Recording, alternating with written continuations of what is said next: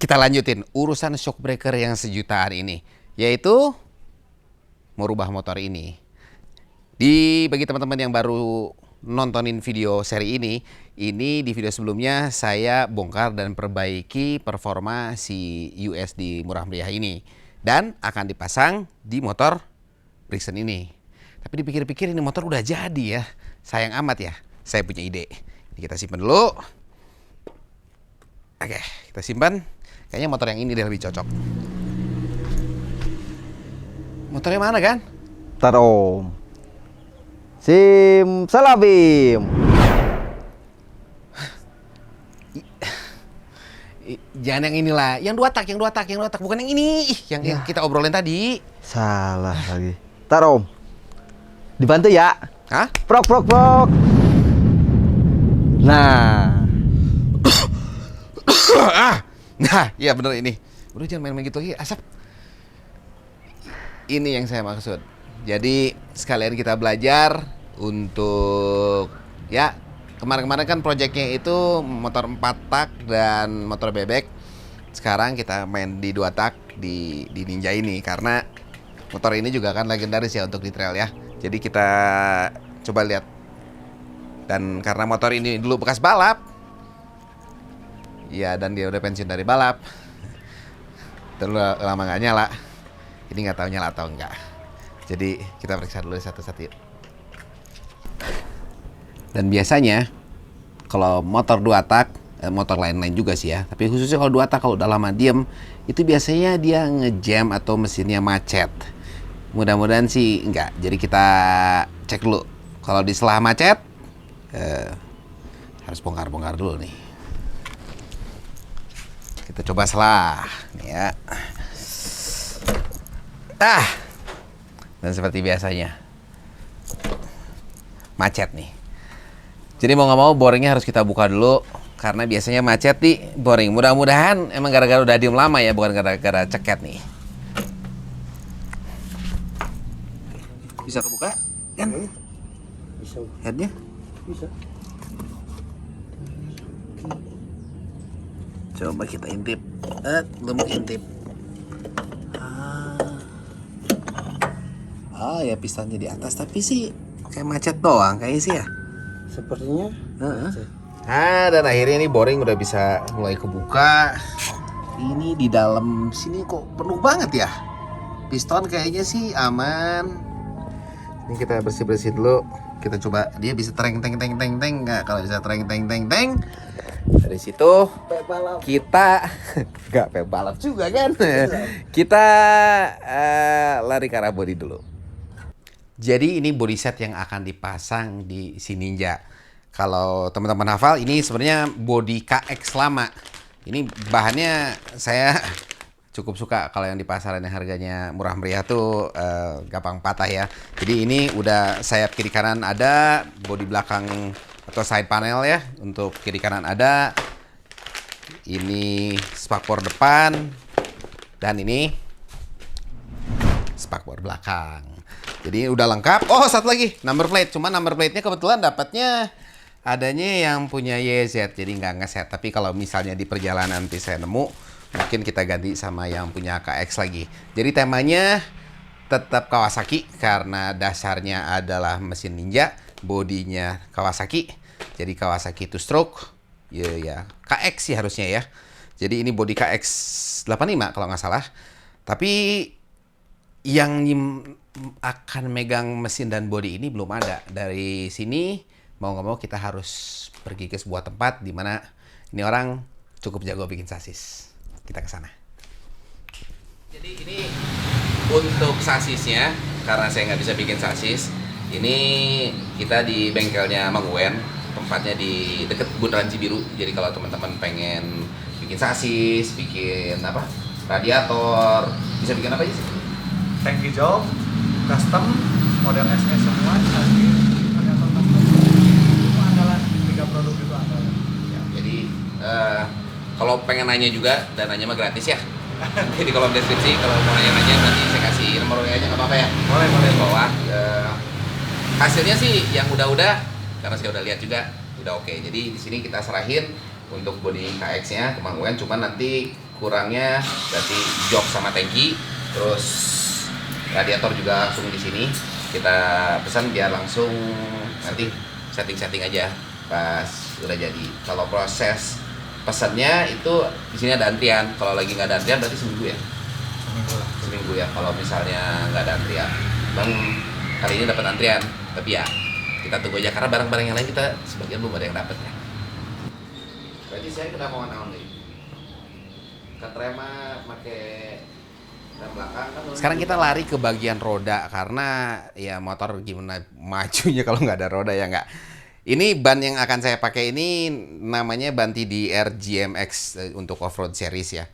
Ini kalau nggak salah tuh launching tahun lalu lah 2023. Udah saya cobain, overall sih hampir no komplain lah. Settingan dasar kalau misalnya kita lagi terabasan atau kita lagi main di tanah ya harus agak kempes aja tetap ya. Kalau memang tekanannya gede ya tetap aja di tanah ya begitu. Tapi gripnya overall oke. Jadi yang akan kita pakai konfigurasi untuk motor apa ya?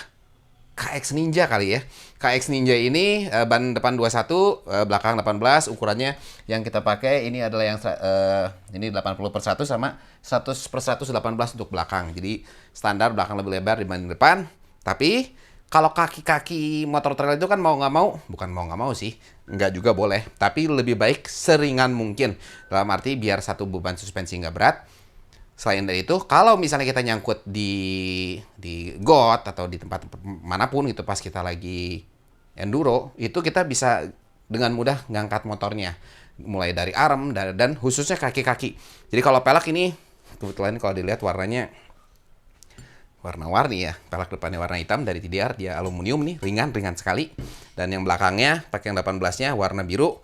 Ya karena adanya ini kita pasang ini dulu karena kemarin nyari hitam sama hitam nggak dapat pelek 18-nya, jadi gini. Kalau ke depannya nanti mau dirubah ya kita lihat nanti deh. Terus ini ada hubnya dari RPD. Ini juga sama aluminium dan bahannya kalau bisa dilihat ini sangat rapi ya karena dia finishingnya CNC. Waduh hampir jatuh sebentar.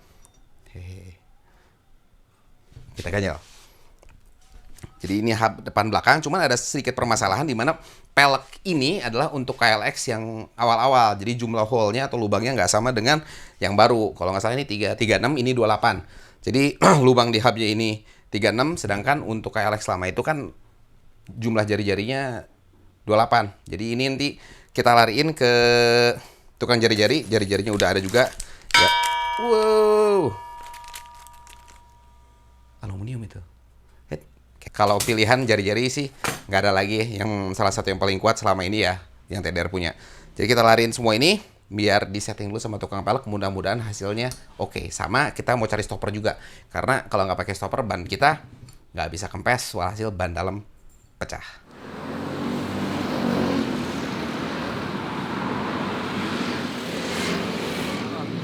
Siap, nuhun. Ya jari-jarina udah dipaskeun 28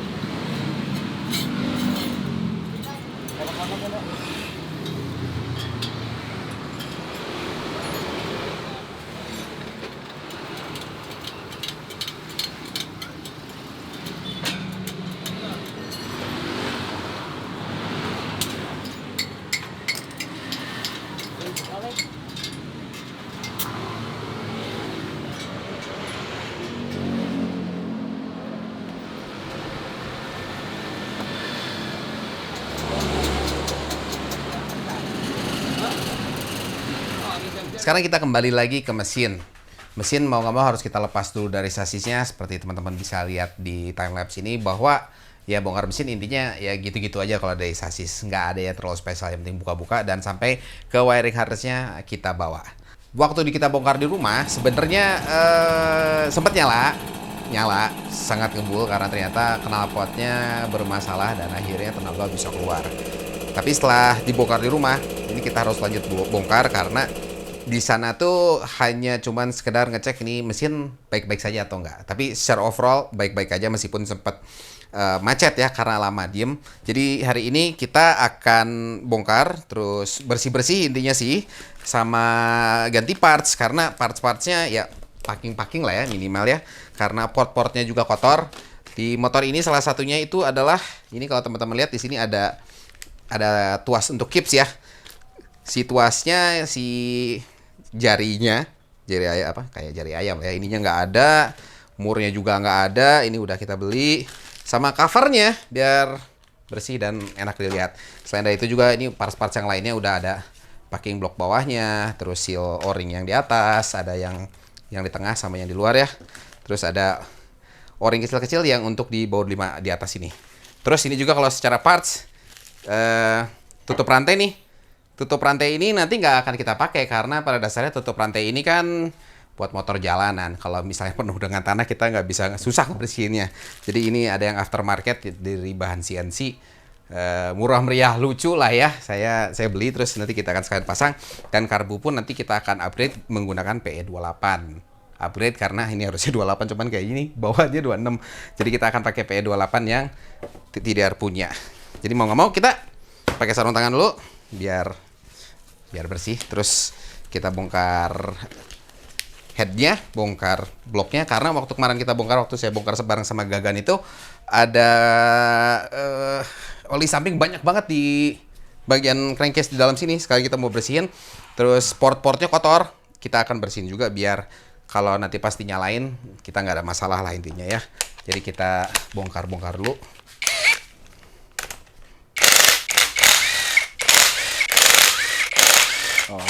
Untungnya ini mesin tuh cukup, bisa dikatakan cukup lengkap. Karena kadang-kadang ini si cover untuk si super capsnya juga kadang-kadang nggak ada. Dan itu parts yang apa ya, bukan jengkelin ya, kalau memang nggak ada kan jadi nyebelin ya, kita harus ngadain barang. Ya tapi ya gimana kita dapat barang lah intinya. Cuman ini mesin setelah sempat saya bongkar, saya lihat kalau ngeliat di odometer ini masih 17.000 kilo. Dan kondisi di dalamnya kalau dilihat dalamannya masih ori dan bener 17.000 kilo. Ini kemarin kita udah sempat bersihin selewat tapi udah nyala lagi, udah kotor lagi, belum settingan. Terus ini seal-sealnya tuh, ini ya udah lama lah ya, biar aman nanti kalau kita main di jalur. Ini sekalian kita bersihin. Ini headnya, Sur, ini belum dibuka nih ya. Sama kita akan buka boringnya. Untuk buka boring ini harus harus buka cover super caps. Cuman ini packingnya saya nggak beli, tapi kemarin pasti dikasih, kayaknya masih oke aja, masih bisa kita pakai lah. Sedikit berhemat karena barang-barangnya kan jaganya lumayan ya. Yang main Kawasaki tau lah, harganya lucu ya nggak kan? Lucu sepertinya. Dan iya, oke, packingnya. Nah, ini kalau teman-teman lihat, kenapa? Wangi minyak samping. Ini ini copot. Ini packing bekasnya masih oke sih sebenarnya, tapi ya karena kita udah punya, kita ganti yang baru. Ini port-portnya di bagian dalam tuh kotor. Jadi kalau teman-teman yang nggak familiar sama 2 tak dan 4 tak itu perbedaan utamanya adalah salah satunya dibentuk. 4 tak itu berarti dari setiap 4 langkah itu terjadi 1 kali pembakaran. Sedangkan 2 tak itu setiap kali 2 langkah terjadi 1 kali pembakaran. Jadi kalau misalnya secara berapa kali lebih banyak, 2 tak itu 2 kali lebih banyak pembakarannya dibanding 4 tak. 4 tak baru sekali, 2 tak udah 2 kali. Makanya tenaganya lebih bagus. Terus kalau secara oli, sistem oli, biasanya kalau kita yang teman-teman biasa main di 4 tak itu ada jalur-jalur untuk melumasi piston, melumasi boring, terus bagian dari head. Kalau ini nggak ada, jadi harus pakai engine oil atau oli samping khusus untuk engine yang terpisah. Kalau di sini di Kawasaki atau di rata-rata semua motor 2 tak ya ada pompanya. Kalau ini pompanya di sebelah sini, nanti rencana akan kita tetap pakai ini, jadi kita nggak usah campur-campur di tangki. Tapi bisa juga kalau mau, memang harus satu hal yang harus diperhatikan saat misalnya kita pakai motor 2 tak tuh, kan kadang-kadang isi bensin, terus isi oli 2 taknya, oli sampingnya, terus udah itu dikocok-kocok di tangki. Sebenarnya nggak bagus, harusnya sih kita pakainya jerigen dulu, masukin, kita kocok-kocok dulu biar benar-benar kecampur, baru kita masukin ke tangki. Sebenarnya sih yang lebih baik seperti itu. Jadi ini dibantu dibersihin aja dulu deh. Terus ini kemarin tuh ada permasalahan di mana di dalam itu banyak banget oli samping, tapi kayaknya sih sudah habis kan? Kebakar kayaknya nih waktu kita fogging di rumah. Iya, tidak ada. Kalau ini nggak aman, ini mah tinggal bersih-bersihin. Nggak usah dibersihin ini mah. Tinggal lap-lap aja. Hasil kita bersih-bersihin kemarin lumayan lah. Ini hitam ya karena pembakaran biasa. Sekarang mau kita bersihin juga, ini nggak lama warnanya akan seperti ini. Jadi kayaknya sini nggak perlu kita bongkar. Dan di dalamnya juga kalau dilihat kering. Nah, ini untuk karbu. Ini Keihin. Terus pakai isolasi. Jadi ini kayaknya dulu pernah dirubah kali ya. Ini kita sambil Pak Mansur Pimen. Nama barunya Pimen. Ngebersihin bagian dari blok. Karena portnya kalau masih kotor kan sayang banget ya kalau kita pasang. Ini PE28 punyanya TDR. Ya kalau dari lubangnya kelihatan beda ya, beda jauh. Jadi kita akan pakai ini. Iseng-iseng kita fitting dulu. Nah, pas banget ini. Ini baru emang harusnya 28 bukan karbu itu. Ya kita pasang dulu deh. Soalnya mesin ini baik-baik saja, jadi nggak akan terlalu diacak-acak sama saya. Saya ada mesin Satria 2 tak yang nanti akan jadi project juga. Projectnya motor trail juga sama, tapi itu mesin harus dibongkar total kayaknya karena kondisinya cukup repot. Jadi kalau misalnya teman-teman pengen belajar lebih dalam, nanti di project berikutnya yang 2 tak, yaitu yang Satria itu nanti kita acak-acak lebih lanjut ya. Aman Sur? Oh, si lama. Oh, oke. Ini sambil Pimen bersih-bersihin port. Ini off cam tadi sama saya bongkar dulu untuk si bak koplingnya karena saya asalnya udah nyiapin kopling ini, mau ganti kopling tapi kayaknya tetap akan diganti koplingnya. Soalnya kalau teman-teman lihat ini, kalau misalnya buka kopling ya, ini kampas yang paling atas. Ini masih tinggi banget. Jadi kalau misalnya si platnya ini udah nyentuh ke arah sini, berarti platnya sudah, bukan platnya, si kampasnya sudah habis kalau udah nyampe ke sini. Kalau ngakalin di jalan gitu ya, kalau misalnya kita habis kopling. Ini tuh si kopling ini tuh ada satu kopling yang bisa sendiri, nggak ngejejer sama yang ini. Kalau dijajarin sampai ke sini, bisa dijajarin ke sebelah sini. Tapi walhasil kalau habis, itu nanti bahan si plat koplingnya sama plat di dalamnya itu akan beradu dan akhirnya berantakan. Jadi ini sebenarnya mekanisme apa ya, fail safe ya, biar nggak hancur si bagian rumahnya. Tapi kalau misalnya urgent banget, nggak apa-apa diakalin kayak gitu, tapi sebisa mungkin jangan. Tapi tetap kita akan bongkar, saya mau lihat kondisinya karena biar kita tahu kondisi kopling itu seperti apa. Dan ini bukannya harusnya sih pakai kunci T ya, tapi ini kita buka gini. Tapi dikit-dikit kita bukanya. Soalnya di bawah sini ada per. Nah, tuh kan ada per, kelihatan nggak? Kelihatan nggak, Gan? Nah, bentar ya. Di sini ada per. Nah, ini bautnya. Terus per. Ini per juga ada umurnya. Kalau misalnya udah kurang gigit juga, kadang-kadang bukan hanya gara-gara kopling habis, tapi per ini udah lemah. Bisa jadi yang menyebabkan kopling selip. Ini, segini mah bagus. Masih bagus. Coba ya, kita bandingin dulu satu kopling dengan kopling yang saya ada di sini. Nah, ini platnya ya. Friction plate namanya yang ini. Lebih tebal dikit sih, jadi kita ganti aja lah. Intinya kita ganti aja biar kita aman di perjalanan. Nah, yang saya omongin tadi, kalau misalnya darurat di jalan, ini bisa sama kita si platnya itu digeser ke sini nih. Jadi 66-nya di sini, cuman walhasil gitu, dia akan tergerus-gerusnya sampai habis. Maka oleh karena itu, kopling itu satu ada yang di sebelah sini, di benteng-bentengan yang satu yang di sini nih. Sekarang kita buka dulu satu persatu. Terus ini tipnya, saat kita ngebuka, dibalikin gitu ya. Jadi biar si friction plate-nya ini nggak ketuker-tuker. Satu persatu kita buka. Sebenarnya sih nggak masalah, cuman ada apa ya? Ada orang-orang bilang, jangan sampai ketuker. Kalau semuanya baru, sampai plat-plat friction plate-nya ini baru, nggak mau ketuker-tuker mau gimana juga nggak masalah. Nggak ada masalah. Terus tanda kalau misalnya rumah yang di sini udah habis nih, di sini tuh bagian di benteng-bentengan ini tuh dia udah kasar. Si kopling tuh nggak enak, tapi kalau ini masih aman. Kalau misalnya ngakalinnya juga, kalau di sini udah bertekstur gitu ya, karena sering dakduk gitu, ini bisa dihampas atau diakalin, dikikir dikit deh. Tapi Kalau mau bener-bener fine sih ya harusnya sih diganti ya. Nah, ini keistimewaannya. Ada satu plat yang di dalam ini sebenarnya ada per lagi di friction plate paling bawah. Ini sebagai mekanisme fail safe juga, ada 2 ring. Nah, ring ini nih ada 1 ring lagi di dalam. Jadi kalau kita beli beli koplingnya, ini juga ada 1 plat yang lebih kecil dibanding yang lain. Bentar ya, ini saya mau cek dulu. Aman atau enggak masuknya? Oke, aman. Terus pas ngerakit, sebisa mungkin ini harusnya sih direndam aja dulu semuanya ya. Kita rendam nih oli bekasnya sih.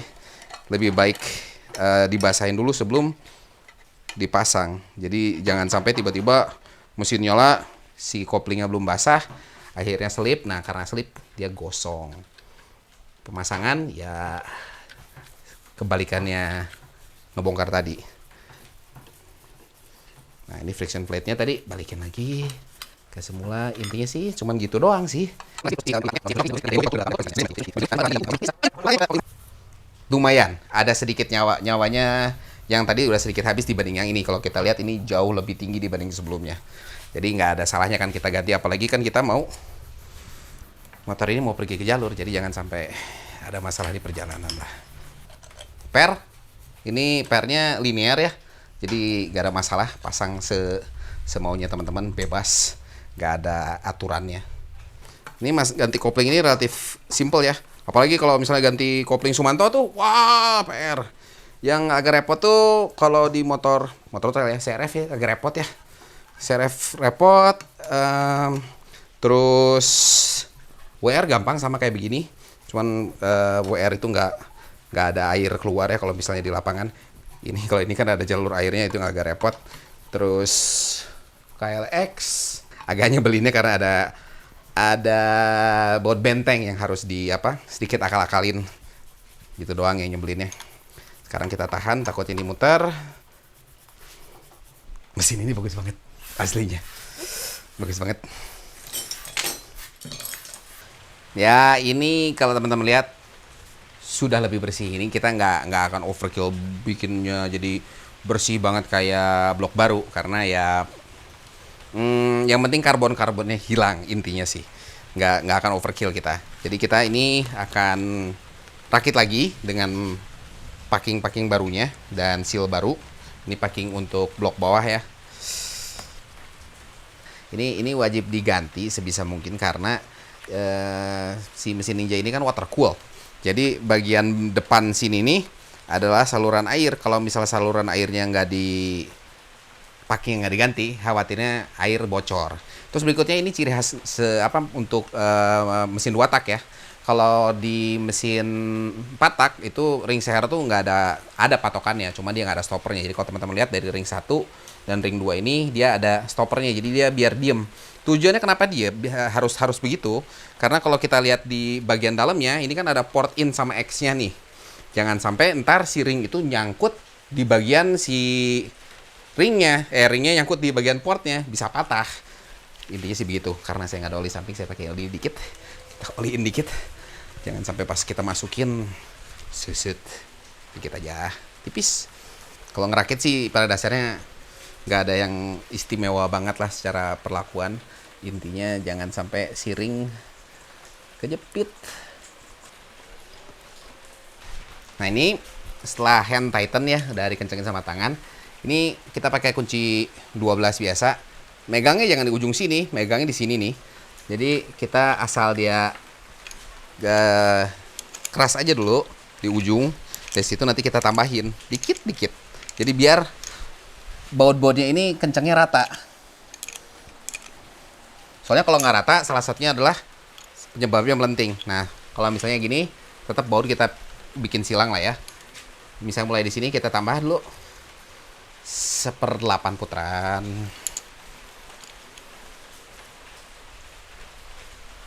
1/8 putaran. 1/8 putaran. 1/8 susah. Oke.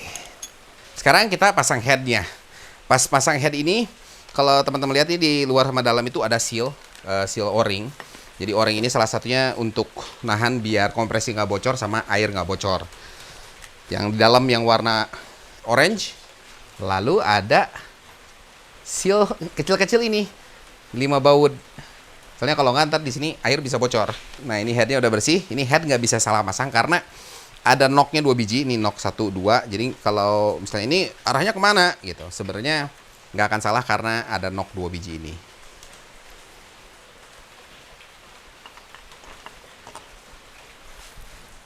Sekarang kita pasang kembali baut-baut yang kotor ini. Jijik ya, kita bersihin dulu bentar deh.